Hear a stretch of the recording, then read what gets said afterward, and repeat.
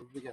Okay, we begin the fellowship, senior fellowship leadership program, and I want to welcome everybody for coming on down. And I want to start off really.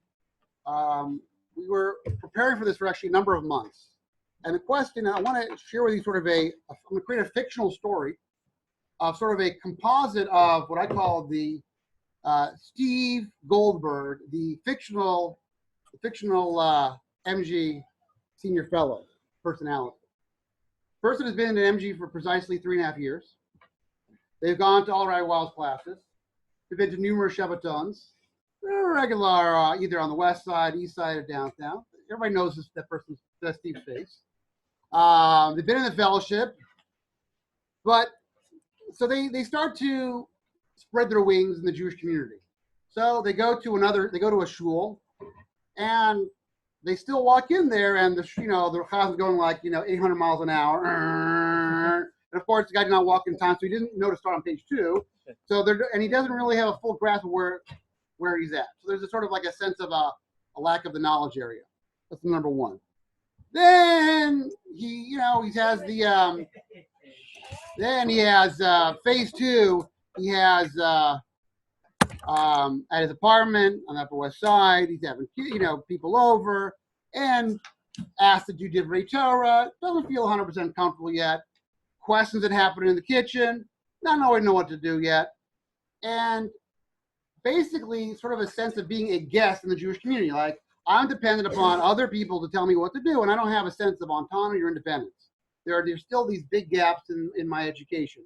And when I venture forth outside the MG bubble, I am reminded about that oftentimes in very stark terms. Then there's still my friends from or still my friends from my past, or family members, and my moments of engagement with them is not exactly always smooth. There seems times to be a little friction. So our goal over these till July roughly is to balance the practical elements, theoretical elements. So basically, you won't feel in a certain sense as being a visiting guest in the Jewish community. You'll feel like a knowledgeable member, or you make profound steps in that direction. Okay, and on top of that, that's the term, the leadership component of the program is to, as I have it on the sheet there, the senior leadership is designed to empower grassroots leadership in MG with Torah knowledge, skills, opportunities to fully participate and make a difference in our community. So not only that, is also to share with others. Okay, that's basically that's our objective for the whole year. Okay, and whether you are a part of the official roster of the thing or you're auditing, still there's room to be a leader as well. So that's the basic model, and we developed it by really asking people who have graduated the program the last 3 to 4 years what they really wanted to do. And those people were in my planning session about a month or, I don't know, 2 months ago, whatever, I don't even remember anymore. Month and a half ago, and we updated. I mean, I think I sent over like 5 versions of the curriculum, and I'm already up to version 6. So it's a constant work in process. This is a beta version of the Senior Fellowship Leadership Program, and you're gonna be outstanding. So we're working out all the kinks. Right, but try how to serve the MG community in a better way. But I'm guarantee you'll have a fun time. All right. So let's. So I want to talk about. Now, there's many ways you can angle in.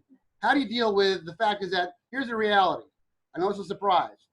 None of you at this current time can go to 12 years of day school education plus a year in Israel plus maybe a year or two additional education beyond that. It's not an option for you anymore. You know what I mean? Right? Because that would make you really old. So the bottom line, but the advantage is you guys are smart, accomplished people who therefore material can be shared with you on a much higher level. So I want to leverage an experience. Last year there was actually Hallie was there and Allie was there and Justin. Last year's fellowship class, actually, it was really, I think it was Sarah Schiffman's idea. The question was, we want to have a model Seder. Because MG has that basic model Seder, like that level 1 model Seder. I think we call it a chocolate Seder, whatever. We do a very basic MG Seder, like, identifying this is moral. and this is the matzah. You know what I mean? Very basic. We can do drinking too. Oh, yeah, don't you know that? At MG, there's always drinking. Okay, we're doing a little schmoozing, a little cruising, and a little boozing. All right. Okay, that's the bottom line. So, but I want to ask you. Now, I want to turn the corner to you guys and ask you questions. And those who remember or commented, what made the model Seder a uniquely successful mitzvah experience? I think it was good for people to be involved in it, just to see kind of from start to finish the whole experience of the Seder, even in a truncated version. Because if you don't grow up observant, which I didn't, you don't have the full scope of what it is. Oh yeah, there's the 4 questions, and we drink 4 cups of wine, and we eat. It was, the general perception of what I had growing up. And I think probably a lot of people have that. So I think having that, start to finish, this is everything, really kind of drove home the whole Seder experience for a lot of people. Well said. Anyway, after that, who were actually there? I thought it was good that we could, sometimes we had to stop. Because sometimes you think about things, but then you forget it. Like if you're at a Seder, something happens. I gotta ask the rabbi, but then you forget after a couple of drinks. So this is like you could stop the rabbi, be like, wait a minute, what's going on? What do we do? People kept asking. The more we kind of did it, we started like, I didn't even know when we were supposed to start. Seder. Like I was really beginner. Okay, that's an awesome question. Right. So the bottom line is that that was what Larry and Justin pointed out is really a major component of it, because the bottom line is, first of all, giving a robust Seder experience. But I'll tell you what I felt was good about it from the on the other side of the table. I felt that we were sort of like we were doing the Seder, but we were actually, in a certain sense, even though it wasn't actually Pesach. Yeah. So, and we actually had sushi at the table. We had some comments. All right, it was not a full Seder in that sense, but right, correct. But we actually had bread. We were okay. So right. That is right. We actually had pizza. We actually had falafel. Right. I have the receipt. All right, let's grill 2 on 2. All right. So the bottom line is, so all true. So, but part of the thing was that we were actually, would just jump up what Justin points out. Many people have what they call the classic Maxwell House Haggadah Seder experience, which is we're on page 18. Food starts 56. We have a challenge. We got to go from here, and we got to get over there. And the goal is, how fast can we go? So there's the reading really quickly approach, and everybody veggies out, talk among yourself while the Seder leader does their whatever the Jew thing they need to do, and then bring out the matzah balls. You know what I mean? We'll have a little matzah, and then let's call it a night. Or just flat out skipping it, like Manashtana. All right, matzah, let's go. Let's wrap this baby up. I got a movie to catch. So all the varieties of that. But what I felt, which was really, is that I felt like I was actually transported to a real Seder, and we were actually discussing the content of the story, and the goal of the story is to view yourself as if you're leaving Mitzrayim, expressions of freedom by leaning and drinking the wine and discussing the various concepts. So I want to now go a next step here. What kind of Talmud Torah, that's learning Torah, uses the example of to make mitzvos meaningful? Look at this, question number 2 on your sheet there. Or what elements of how does Torah learning intersect with the Seder, or at least ideally? What are the features of how does Torah and the Seder come together to make a powerful experience? In the Seder. The encouragement to ask questions. Okay, first of all, questions. Now, in order to have questions, and being there, and oftentimes people have been to a Seder, what pressure does it put upon the Seder leader? To make it interesting. Now, how does one make it interesting? Do you make it interesting by opening up, okay.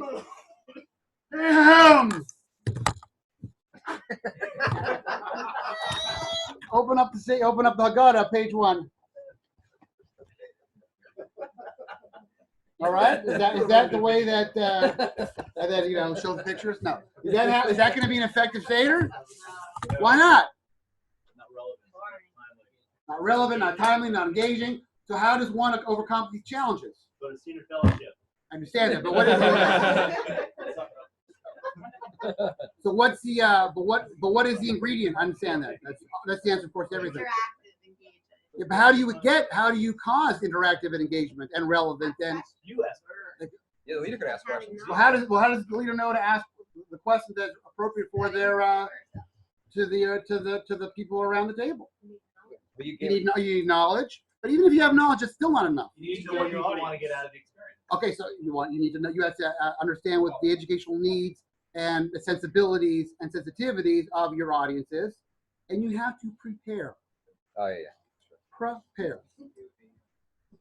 The bottom line, well, most people spend a lot of time, even in the Orthodox community, spending hours, weeks preparing for Pesach. If you're in the Jewish community for Pesach, there's a lot of work to be done. And people are talking about, and they're preparing about the food and the cooking, and they're inviting for guests, and they're getting new clothes. There's a lot of talk about the preparation. What often do you not hear about? The preparing for the learning. Now, really, the person who is the later Seder leader really is forced into the role of being an engaging teacher. Now, even if you are an engaging teacher, you happen to be that person, it still requires, I'm a professional teacher, but teacher for 25 years. I actually have a hard Seder because, they were at the matinee last year. And so I got some new stuff, and I have different age. I got 7 and 8 year old, and I got 15, 18, 20, 21. So I got a whole band with the people, and plus others. And that you got to prepare. So the bottom line is, they raise the bar. That the preparation for the Seder to make an excellent Seder really is the key metaphor for meaningful Judaism. Because what I'm sharing with you tonight, and what our goal here and the methodology we're doing is there's a principle called Torah Hamevi Lidei Ma'aseh, Torah that brings about action. Okay, so let's learn a little bit of the Rambam because we're going to get some text study over here. Who would like to read? It's on page 2. On the page 2. It's on. The Rambam says Yes. that Talmud is always Kodesh prior to mitzvah activity. Oh, read the actual. No. Before you read the actual text. A person who is not instructed. Mishlo, but I translated on the. Oh, okay. No. A person who is No, right. What did happen? Did I? Yes, a person who was not instructed. I'm sorry. It says a person who was not instructed. Dead. a person who was not instructed by his father is obligated to arrange for his own instruction when he realizes, as Deuteronomy 5:1 states, "You shall study them and take heed to perform them." Or stop right there. So the mitzvah, as you know, of learning Torah is, we say it in the Shema. It says it in 2 different ways. Actually, we said this a little bit last year. I'm not going to test anybody. But it says in the first paragraph, there's Vishinamta Levanecha, you shall teach your son diligently. And then it says in the second paragraph, Vili Maton Samet Benechem, you should teach your sons about them, referring to Torah. So it's an obligation of the father or the parent to teach their kid.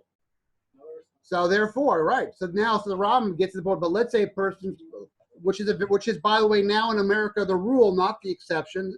In the time of the Rambam, this was viewed as the exceptional case. But let's say the father didn't teach the kid. And the child wakes up at age 5, age 10, age 15, age 20, or 25, 30, 45, whatever, and says, 50. All right, and that I do not know any Torah. The responsibility, the verse in Deuteronomy teaches us that they have to ensure to get their own instruction. What does the verse say? The Apostle says, you should teach them, ushmartem, and keep them lasosum, to do them. So therefore, let's go on. Similarly in every place, go on. Similarly, in every place, one finds that study is prior to mitzvah activity, for study brings about mitzvah activity. However, mitzvah activity does not bring about study. Okay, let's stop right there. So basically, there's 2 obligations in the world of Torah. One is an obligation of the parent on the child to educate your child Jewishly. Okay, and if you can't do it individually, you outsource it. We call it sending your kid to yeshiva. Some people do themselves, homeschooling. My wife does that. We do it together till middle school, and then you can outsource it and pay a large bill. So but the obligation is on the parent to do it. Okay. Yes. So it's interesting, this last piece about like what's the sequence when you do this, do you first start with the mitzvah or do you first start with study? Oh, we're gonna get right to it. Oh, that's our topic of discussion. It's really interesting because I feel like Judaism focuses so much more on deed than creed. Right. And the deed would be doing the mitzvah, but it's really saying to study. Okay, good. So we're gonna dig down. We're gonna get into that because that is a very important point here. That is the main that is our major takeaway for tonight. Exactly the relation between study and activity. Okay. So first of all, so why is the child who's now an adult have to teach himself? Because they have to be involved in doing. There are 613 commandments. Okay, so you cannot do them. I guess the Rambam said you can't do them if you don't know them. Okay, but let me ask you a question. Let's go a little deeper here. Now again, we're ratcheting it up here. What does the Rambam mean by saying that Talmud, Torah study, is prior to mitzvah activity? Can you give me a couple. Why does it mean by prior? Kodem, prior. Well, you have to study and know what you are obligated to do, what you should do, and how to go about doing it. Why is that? Before, I don't really. Really? Oh, no, not personally. No. I mean, Don't take that side. But you invite somebody to your house, teach them how you come do kiddush, or you come to. They don't know it. You first do the action, and then you learn afterwards. I mean, really, but you also run the risk of, if you haven't studied and know how to do it properly, doing it incorrectly, and therefore you're not actually performing the mitzvah and could in fact be doing, which many people are. Okay, so but what insofar as talking about we're talking about what the objective is now. How he's correct that many times a lot of people just do the action even though they don't study it. That is obviously if you go to MG, we don't say before you can participate in our beginner service, please read this 3-ring binder of material talking about tefillah and all the aspects of Shabbos. No, we don't do that. We start off. That's actually part because in instance that's part of the learning. Experiential learning, non-formal education. Okay.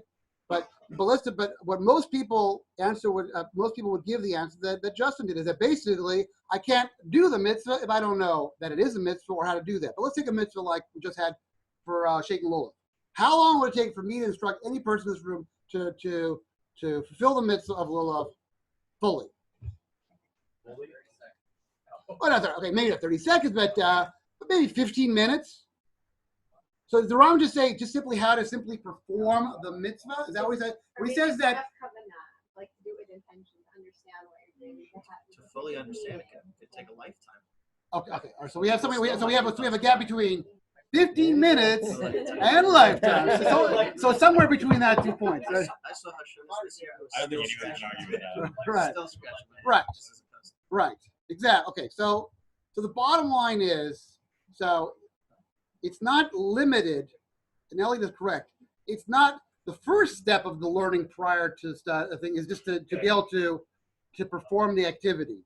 But it doesn't, certain mitzvahs are not that complicated. Some mitzvahs are complicated. But then what Elliot pointed out is that there is a whole spectrum of quality. In other words, a person who's studied about a mitzvah is different than a person who's not studied about a mitzvah. And let's use the paradigm we have here is that, which gets into question number 2. How does Talmud Torah transform the Maxwell House Seder into the MG model Seder? How does the education do that? But it encourages you not just to look at the text. So when you're just reading, it could be just boring and monotonous, but actually diving in deeper to what the meanings are, what the different stories around it are, and encouraging more questions. 100%. That you are passionately connected to the activity. That you are given basically the Talmud Torah gives you a context for meaning. In other words, there is the what to do, when to do, how to do, and then there's why. And those are all important questions to answer. So it's not, and the Seder is the quintessential example where we're asking this matzah, al shema, why do we eat this matzah? We're literally discuss before we do the mitzvah of matzah, before we do the mitzvah of maror. We are literally having a conversation about. So when you do perform the mitzvah, it is a qualitatively different mitzvah. That becomes the paradigm, if you will. Ideally, now we can't have a seder for every mitzvah, but that really that represents the ideal form. So what we're trying to accomplish this year is to sort of extend the educational philosophy of the seder to to the realm of mitzvot, and we picked certain areas that people have the most interest in. Okay, but you understand that point? It's not just simply doing the activity. In other words, we're not Jewish robots doing in other words, okay, that's a level, but that is not a goal, because really the goal in the Seder is that a person has to view himself as if they themselves left Egypt. They are a beneficiary of the redemptive process. In other words, the goal, by the way, is an emotion. So here's the spectrum. In other words, the person has no idea. It's just a boring Jewish thing, so they're completely missed the boat. If you have no Talmud Torah, you might have an emotion, but it has nothing to do with the mitzvah. You might feel happy, you might feel sad, you might feel angry, you might feel what, but that emotional thing has nothing to do with the phenomenon at hand. What the education is giving you the context that is going to be able to direct you to have the sophisticated emotional experience. The culmination of the night of the Seder is what? Is the Hallel, praising Hashem. But really a Hallel is to be that you are praising Hashem, that you personally feel that I am a direct beneficiary. I feel that I'm a member of the Jewish people. Because of that, the redemption happened 33 years ago, that I'm here today, and all the generations and all the people that suffered and through trials and tribulations, through the educational tradition. I am here, and I feel honored to be the beneficiary of that. I'm moving this mantle to the next generation, and I feel honored, and I feel really happy about that. And it's not forced, and you can't fake it. It's like love. Either you're in love or you're not in love. It's not, you can't. So all you can do is you can have a Seder where you discuss it and sets up the situation where you'll feel a true sense of freedom. But ultimately, it's the emotional state. Do you or don't you? The goal we want to try to, we want to deal with certain areas of Judaism is to try to understand the big picture of Judaism by giving these contexts of meaning, okay? Just like we do at the Seder. That's the model. Because that's why I notice, what do people always hate about the Seder? Length. Well, because it's boring, right? It's also it's not only length. Right. And also what's delayed? What do they really want to do? They want to eat. Right. So therefore, the way the Seder is structured, you have to have all this conversation and discussion before the food time. Okay? So it's a real negative thing. But really, the whole goal is to have these conversations so the items of the food, which happen to be mitzvot, the matzah, the maror, okay, in the time of the temple, paschal lamb, etc., is you be able to you frame them in a certain context. So the piece of matzah is not just a cracker, but it's the bread of redemption. The maror, has all these different you've reframed them into different contexts. They're now not just pieces of food, but they're educational props. You see, in other words, you don't see matzah, you see concept. You don't see matzah, you see history. Not only you see history, you feel history. That's the gold standard. Now that's a very lofty goal, but really it's not limited to the mitzvahs of Pesach. You really want to have that for every area of Judaism. Rabbi Brian Schneider, Executive Director.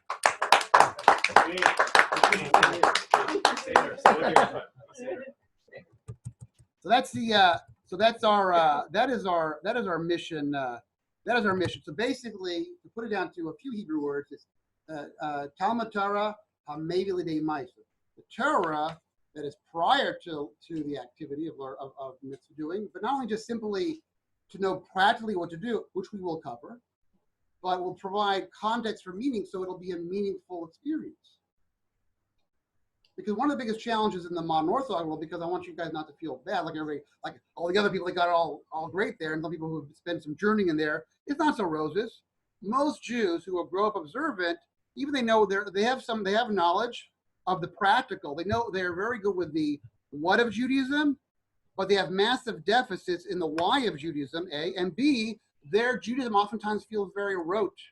Or because I don't know, to be fair to them, if you're keeping Shabbos for the 14,000th time, and you're not engaged in trying to understand it and in the process of learning and a renewal of these ideas, then it's going to be a road. It's going to be a drag.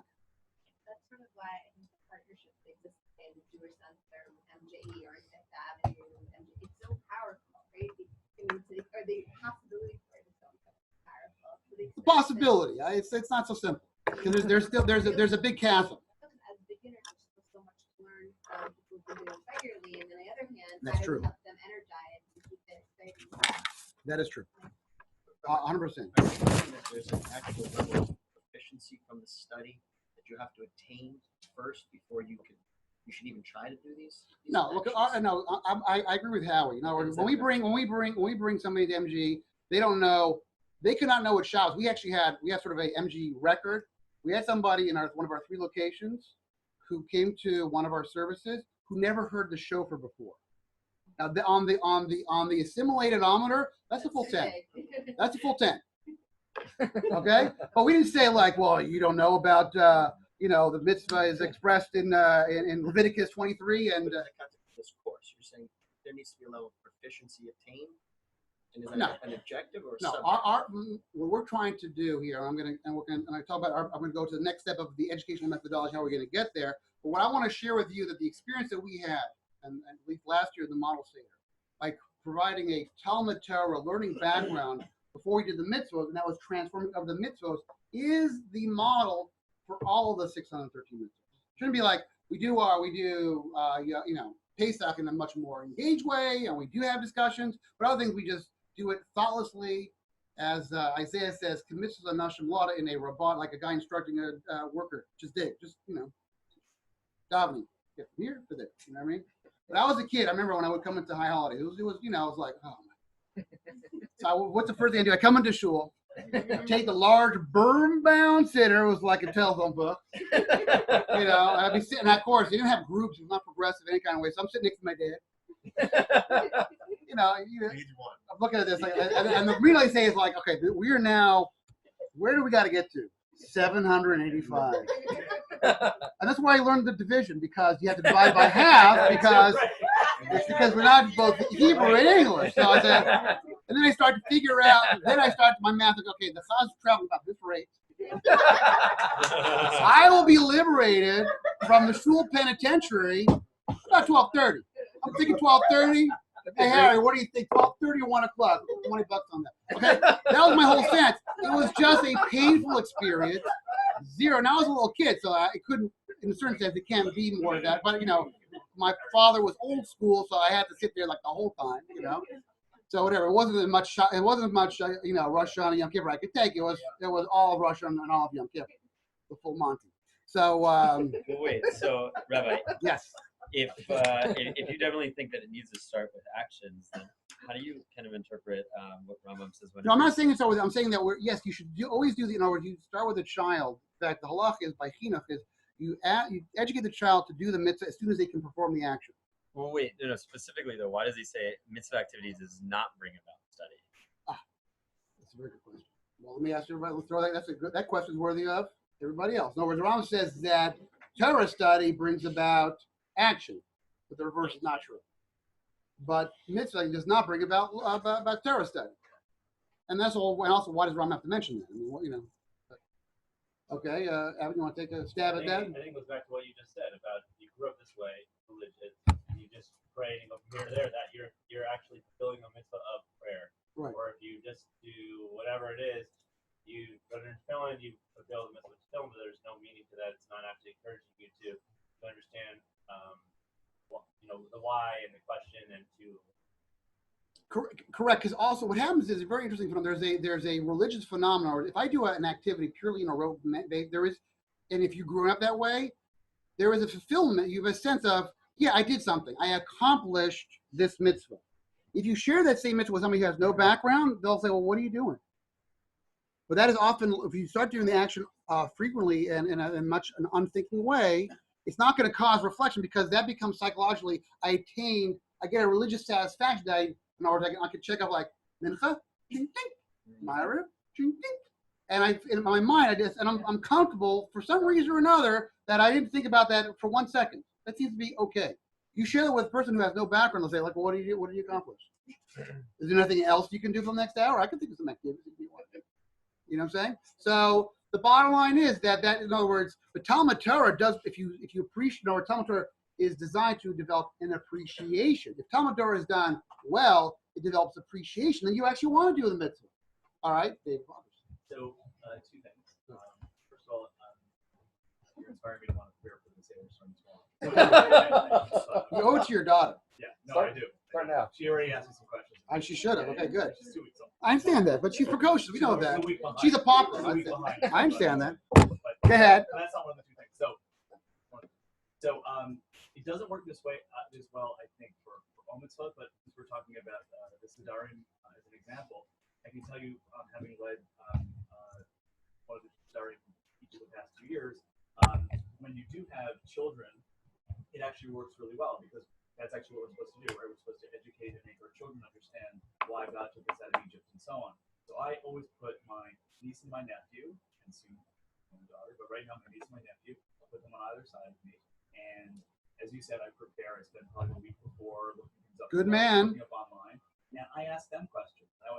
And then they ask me questions. What I do is, we have a mixed group at the table, some with a lot of background, some with less background. And with having the children there, they feel more comfortable because, children are supposed to ask questions at a basic level and hear explanation. So they're learning from my education and my responding to my niece and nephew. So I think that's helpful for people with varying levels of background. So I think that for mitzvah where that's relevant, it's not as relevant on some mitzvah. I think that's really helpful. I'm going to share that with that in not to the same extent, but ultimately there is learning, and the Talmud is very voluminous, and the Tanakh is very voluminous, and those provide context of meaning for all the mitzvahs. Now, some are more immediate, more proximate, some are a little more remote. You know what I mean? So, but we're going to spend these months together trying to. But I had everybody wear I had you've probably seen these in different masks. Yeah, it's great. And not only for the kids, we all wore them. It's good. We talked about good plagues and other things. The other thing, just to the point about whether study leading to action leading to study, which direction does the hour go or does it not go? I think the fact is that both should be emphasized. So you don't need the hour to necessarily, whether or not the hour goes from one to the other, or A to B or B to A, both should be emphasized. It doesn't mean that you have to get both of them right away. Correct. So in other words, if you're teaching somebody how to do something and maybe giving them a taste of why it's important without giving them the specific tractate or it's in this parsha or whatever, that's helpful. Then as they become more comfortable, 100%. So it's not like an all or nothing. It is not all or nothing. It's not all or nothing. Because first of all, just you. Because all you guys are going to be, some of you people are already parents, some people will be parents, everybody will be, God willing, parents. The thing is that the Torah's approach to education is you teach the child the mitzvah as soon as they can do the mitzvah. So when the child can know how to be to shake the lulav, you buy the child a lulav set, and you teach him. So therefore, when he comes with you on the first day of Sukkot, your son, your daughter, I have one daughter, 5 sons. I buy lulav sets for everybody, and I teach them how to do it, or they're proficient already, and we all do it. And there's no way that a 7-year-old child can really understand the mitzvah in a more robust way. But that's it. You want to develop the habit. You want to get the habit down. But you want to leave it. The problem is if you leave it a habit, then you've really missed a tremendous amount. And it could become a drag. You're going to meet people that Judaism is a drag. If not, there's plenty around for that. So because they were told how to do the activity, but the why and the context for meaning was never really effectively shared with them. And that's what our goal is. We want to deal with. We're going to have practical workshops, okay, but we're also going to give context for meanings. Now I want to share with you. We have a couple more minutes left. I want to show you how are we going to do this. I mean, it's a massive undertaking. So what we're going to do is like this. We're going to follow the our forefathers as they left Mitzrayim, because God, in a certain sense, was the master educator. He had to deal with a group of people, our forefathers, when they were in Egypt, they were very assimilated. Their notion of God, they had to believe in God because it's part of their cultural heritage. Some more, some less, because we know that the Jews in Egypt were also doing what? We're doing idolatry, Avodah Zarah. What basic mitzvah were they not performing? Many of them. Brit Milah, how do you know that's true? What's the proof? They had a mass circumcision. They were told well, that's actually but they actually were commanded to do circumcision. Now, if everybody was already doing the circumcision as they were instructed by their grandfather Abraham, there would not be an obligation to re-obligate it. That means that they were so assimilated. Even Jews today don't do over 90% still do circumcision. They got to a point where they were not even doing circumcision. They had certain cultural connections. Yeah. Sorry, I was just gonna ask. Go ahead, Gilad, baby. Because we were told not to murder, but people weren't murdering already, so we can't know for sure they weren't not circumcising because they were commanded to do so. But no, but if they were commanded by Avram, and they kept on doing that as part of their cultural legacy, then Moshe would not have obligation to say you cannot do the Korban Pesach unless you do circumcision. So the fact is there was an obligation to do that means that it was largely not being done. I mean, that's that's it. Just think about it, Jewish community now. It's certain they're very much so. God has to take these Jews and go from Mitzrayim to Sinai. Our focus, as far as content-wise, is going to be that because there are many lessons that they learned along the way about God and His providence that they were educated not all at once, Wait step a by second. step. Yes. To Gilad's point, I think it's good. So then why like they already had from the Noahide laws that they weren't supposed to murder. So then Okay. why is it part of the Eser Dibros? Why is it part of the Ten Commandments? Excellent question. So they're Right, it's a lot. still an excellent question. So excellent point. So the Torah went through two phases. Good. There was prior to Sinai, which is, let's say, the Noahide laws and Avram, and they each one added their own element there, which was a system of where the goal of, especially if you're descendants of Avram, of staku mishpat, of righteousness and justice was put forth, an idea of a truly one God, a non-physical one God. That was the main thought, but that was appropriate for a Jewish people, which was essentially a large family. Now, what do you do now if you have to have take these concepts and transfer them on a national level, where they don't have direct contact to an Avram, to a Yitzchak, to a Yaakov? So you have to have a much more extensive program, standardization, and make it completely comprehensive. In other words, it was based upon the level of the individual person. You know what I'm saying? For example, according to the Midrash, Yosef in certain times did keep a Shabbat. It wasn't a 10 little Shabbats like us. Sometimes did not. He was trying to educate the Egyptians according to the Midrash. The Ramban brings that down. But basically, that largely didn't keep many of the mitzvahs, but because they were able to accomplish the goals of perfection that the mitzvahs have without the mitzvahs. But that is a rare 1 in a billion kind of person. If you are a Talmud of Avraham Avinu directly, yes, you can have that level of education. That's possible. But if you want to have a holy nation, a kingdom of priests that's going to last from generation to generation throughout the ages and through every place, you need to have, that was the concept of revelation at Har Sinai, a system of mitzvot that would bring everybody up, no matter what, whether you have an Avram Avinu in the community or you don't. So it sort of creates a comprehensive program. That's basically the deal. Plus, you have to publish it. I'm just thinking about it now. The Noahide laws were never written down. It's alluded to in the Torah. Context, but we know the Ten Commandments is written in stone. Written in stone, correct. It's a really big thing. That's correct. Honed in on. Well, because they're trying to make sure that it becomes a foundation stone, if you will, for the nation. All the funds working. It does, and those stones are to place where? In the Aron, in the holies of holies, so that shows you that is clearly the mission statement of the Jewish people. Were they marched around when they had them? They did. They had them in the Aron, and as they traveled, they carried the Aron till finally, ultimately, you know, in the time of Shlomo, it had its final destination. But that was something that the nation of Israel could gaze upon. You could see You can gauge it. You could not you could touch see it the unless 10 you were a Kohen. commandments. No, you could not see them. You knew they were there. They were in the gold box, just like Raiders of the Lost Ark. But if you open up, your face would not melt. But okay, whatever. It's, you know. So you weren't allowed to touch it. It was kadosh. Okay, so I want to share with you what we're going to try to do. We're going to tackle in some measure of depth the Jews' journey from Egypt, and their 49-day period from going from Egypt to Mount Sinai. They went through many educational stages. Okay, let me just give you a little tastepoon. When they got Shabbos, how many rules did their first Shabbos have?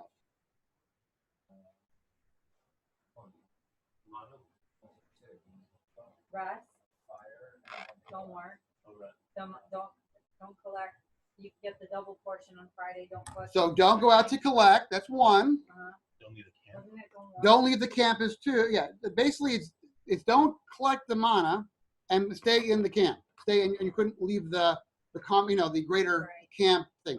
So it's a and three, you can't prepare, and three, you can't cook your food on Shabbat. Right. So that's a 3-ruled Shabbos. Which, by the way, were they successful keeping? No, the first day we're not successful keeping that. We still want, but you see that Hashem was where she's starting small. We're going to ease it into that. Okay, so the bottom line is that first of all, just to take you. Let's just I'm going to cover a couple of highlights here. The first mitzvah they get in first mitzvah that they as a nation have to do is what in Egypt. That's given to Jewish people, but that's going to give on to the Sanhedrin. But every Jew has to do. Let's take one mitzvah. Yeah, in Egypt. They have to eat the Paschal lamb, which has many halachot. That's one. And also they have to do the mitzvah of Brit Milah, circumcision, if they've not done that. Okay? Why was that so vital for their growth? To show that they trusted God. Why is that an act of why is that an act of trusting Hashem? I mean, you're right, but why? What she got some let her follow up. Why was that showing that they had to trust God? Yeah, why is that particularly show that principle in that way? On like the most basic level, just like obeying him and knowing that they were going to be okay. Okay, why would they think they would not be okay? They've never done this before. It's like something unknown. I mean, they could have. I mean, slaughtering animals could have been part of their experience. But there's a more specific thing. You have to know a little background. Okay, Tashi? Right. According to the rabbis, that was part of the Egyptian polytheistic system was that the lamb would channel divine influence. So what are you doing? And theoretically, I've heard, I'm not sure if it's confirmed, but they were actually vegetarians. Okay, the Egyptians. The Egyptians. Yeah, that's what I heard. I'm not an Egyptologist, but that's what I've heard. I'm not sure. But certainly, this is the concept. So therefore, imagine, just visualize it for a moment. I want to focus your mind in the following. You've been a slave. The Jews have been enslaved. You've been in Egypt for 210 years. Been slaves for about 130 years of those things. You've been fully acculturated into their way of life. You have done their forms of idolatry. You've gone to their temples. You're part of their cult. You're part of their society. You may like in India, you may be on the lower rung of the caste. You're not a big macher, but you're on. But you got a rung. You got a rung. Okay, so you're in their system. Then you're going to do what? But how that? What was the? But where some? Let's get some. Let's do some extra credit stuff. When they had to take the lamb, 4 days in advance, and it was in public, and they have to do an inspection of it for 4 days. It's like tied to your post there. So what is it? So people can ask, well, pray tell, what's up with the lamb there in the front yard? My new pet, right? Yeah, but it seems to be a coincidence that seems to be everybody in the neighborhood here seems to have the same pet. There's a Funny kind of thing. There's a group of Let's go on. And then, when was the mitzvah to slaughter the animal? When? In the day, on the 14th day of Nisan. Not at night. Open. Slaughter. And then what do you have to do? And how do you have to? What do you? How do you? What's it? Hold on. We're not. Hold on. What do you got to take? We're not done yet. Slowly. What do you do next? Not up to shoot. You jump in step before you schmear. You have to roast the whole thing openly. So imagine the neighborhood's like smell like his ultimate shawarma. It's like the whole. Okay. Now, can you do it like covertly? How is this meal? The first Seder. Who's at your first Seder? You have to have invited. You have to be maman. You have to be invite. You have to have a guest list, and everybody has to. And the mitzvah is to consume the entire lamb. So if you can't do it, you have to invite your neighbors. Says the pastor, right? So this has had to be obviously. We are gathering as a people and eating your God. Okay? And then we have to take the blood. Now, Chazal say, where was the blood? Was it on the outside or on the inside? On the inside, says Chazal, not like the movies. So what was the effect of that? Imagine you had been a member of this religion, and you're eating your lamb chop over there. And you see a little blood slowly going down the post over there. How are you feeling about that? Is that a calming feeling? Does that make you feel a sense of confidence? Well, hold on. So the guests themselves who were inside must have been the Egyptians, not other Jews. No, only Jews. Well, if each Jew was doing shita on his own, then how were there? No, he invites guests? he's got a. Well, his family has a separate mitzvah to No, to it's slaughter one. them. It's one korban per family. Oh. So then you have your cousins. You got your Uncle Harry over there. You got your cousin Todd. You got Jennifer. But it's not one per household. One for the whole family. Well, yeah, but if it's too much, then they can make their own. It has to. The goal is to consume the thing. Got It's it. a big family get together. Big fat family seder. But so there were some households that didn't put blood on their door because they went to Correct. their neighbor's house. Correct. Okay. So yeah. So but let's understand what is that? What is psychology? Imagine the blood on your doorpost. You're looking at the blood. What's your feeling if you've been part of the culture of Egypt for your whole life? It's freaky. Now, why is it freaky? You're 100% correct about that. It's rebellious. It's rebellious, but also there's a sneaking feeling in the background. Yeah, but what's the foreshadowing? You have to also have faith. If you're putting the blood on the inside of the doorpost, then God will jump over your house because you're not doing it overtly, and you're putting your faith into a being that you believe will save you. That's what you're saying by doing that. Correct. And you're also but maybe there may be a doubt in your mind that perhaps maybe the Egyptian gods are true, and that I'm going to get whacked for this one because I just slaughtered and I had the audacity to now paint my door post with the deity's blood. Did everybody do it? Well, interesting. That is a very interesting thing. According to the Midrash, I think it says Chamushim Alu, that literally left arm, but Rashi brings down the Midrash that only a fifth went up. Now, I don't think it's literal because only 1/5 of Jewish people Wait, what was did the Korban Pesach. Now, I think that's an exaggeration because if you have 600,000, you multiply by 5, you get a big number. But it's trying to dramatize one point that this was a major moment of free will. Am I a Jew or am I Egyptian? This is very intense. You have to understand, I'm trying to dramatize, maybe not so well, how difficult this was. Now, you did see the Esther Makos. That's helpful. The 10 plagues. You have Moshe. That's pretty good. But still, it's a very challenging, from a psychological standpoint, it's a very challenging thing because these psychological feelings run deep. It's not simply you're just like, the culture of the last 100 years. It's like become not American. You can't not be American. You're American. It's like when you hear that feeling like you go to a Europe or a foreign country, and you just feel very like there's a sort of ill at ease. Like I don't know the culture, I don't know the language. There's a sense of I don't feel comfortable. Then when you come back, let's say you go away for like 2-3 weeks, you come back, you hit JFK, you get to the cab, baby. There's a calming feeling. You're in your comfortable cultural zone. You got the TV, bing, Sunday football, get the beer, jing. You feel like an American. You know what I mean? They're watching. If I was in Spain, they're hitting the ball. I didn't get it. Right. I don't know what's going on. Right. So the bottom line is that this was an epic move on their part.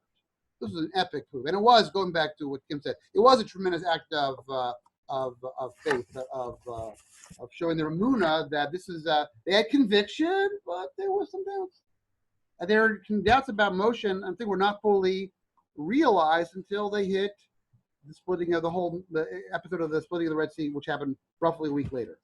So my point is that they're going through this is over a broad stroke, but we're going to show there are certain micro developments that are happening, and how Hashem takes them people by the hand to prepare them for Har Sinai, and that's going to add a great measure of sophistication to our understanding of God and providence in general.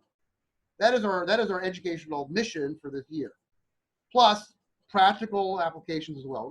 I sent you guys a voluminous email, stuff, you can look through it. But if you want to look through, you'll see how you'll right now understand the basic contours of it. We will go on from there.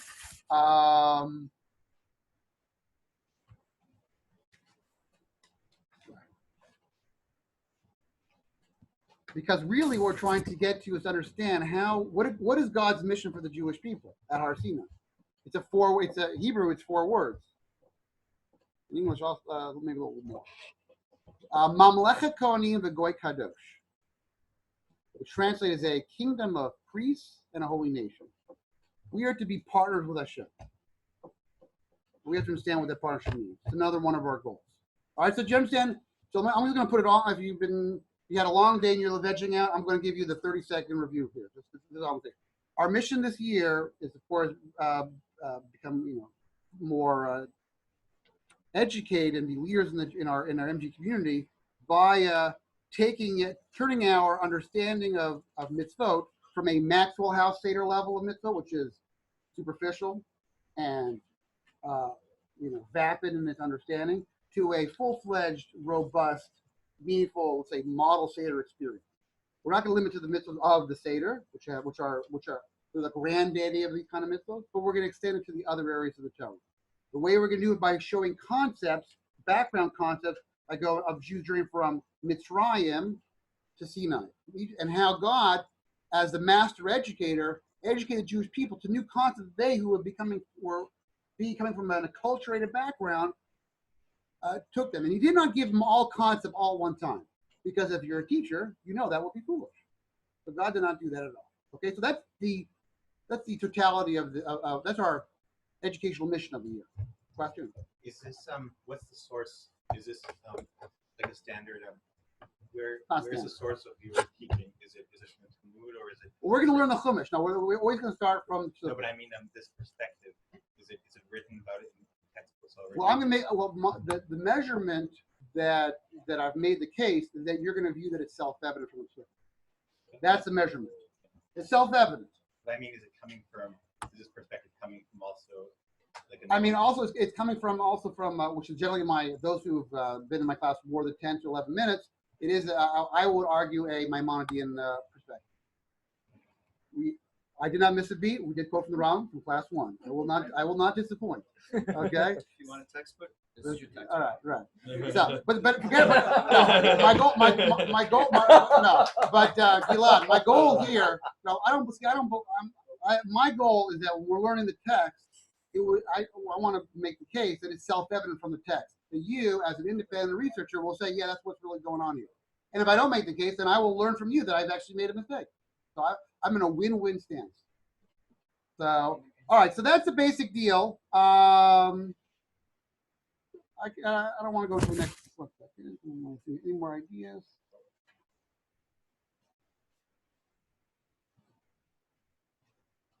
I'll just do 1 point. I'll just add one more. I'll just throw one more on the Barbie here. That process is one word. Geula, redemption. Redemption is not just simply a geopolitical stance. It is a metaphysical stance. You're being redeemed from being shackled by the psychological and cultural limiting beliefs of the Egyptian Empire. That really is Geula. And we'll make that case further. That's the whole package. I don't want to do it anymore. Okay, so questions? So we'll meet here on Wednesday, 8 o'clock to 9:15. Ah, you are good. Yes. For those who are part of the, I'll also take people who are not part of the. Okay, there I did put a class in. So part of our Misa Mitzvah, our activity of Mitzvah, is when we have an assignment. Write an essay, Okay. which is what Chesed project should we initiate in MGN1? I want you to make, but what I'm more principally interested in, I'm trying to hear your thinking. Okay, the why. We do this collectively. No, everybody send an email. Send it to me Monday by 10 a.m. to myself and Rabbi Adam Dubin, who's always our, venerable reader. Okay, send it to us, and then Rabbi Avi we will discuss it in class. We'll discuss it in class. You'll have other texts to show the Jewish perspective of Chesed, kindness in general. You also have some general sources. You don't have, you can, the whole internet's your resource. We'll use whatever you want. But my concept is, what would you think? We'll talk. Yeah, but not only just picking something, we should do X. But what I'm more interested in is the why. Why is that? Because there are literally thousands of choices you can have.